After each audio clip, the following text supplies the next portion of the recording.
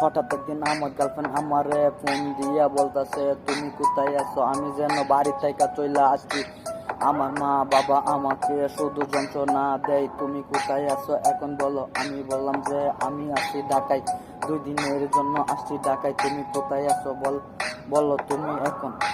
সেই আমায় ফোন দিয়া বলতাছে, আমি তো চলে আসছি কিশোরগঞ্জ। তুমি কোথায় আছো আমাকে বলো, আমাকে দাও লোকেশন।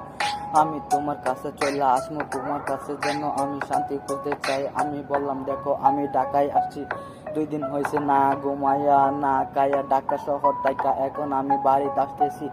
এখন আছি আমি গাজীপুর, তুমি থাকো ওই জায়গায়। আমি আইসা তারপর দেখতেছি কি হয়েছে, এবার তুমি থামো আমি আসতেছি। সে বললেন না আমি আসবো না, আমি তোমার কাছে চলে আসবো। আমি ঢাকা শহর আমার অন্য এক বন্ধুর কাছে চলে যাবো।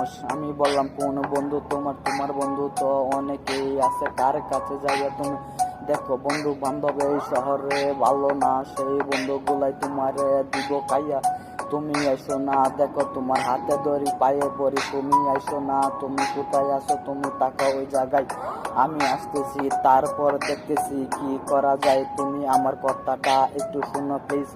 আমি তোমার পায়ে ধরি হাতে ধরি, তোমার বলতাছি তুমি থাকো ওই জায়গায়, আমি আসতেছি।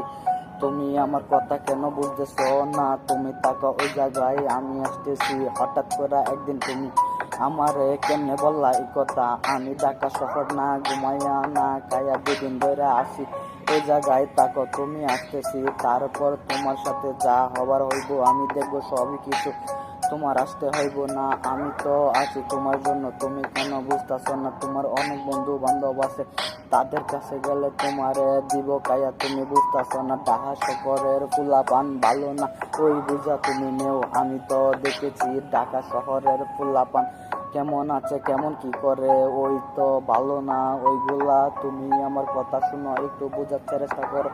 কেন বুঝো না? তোমার হাতে ধরি পায়ে ধরি, তুমি আমার কথাটা একটু হলেও বুঝো।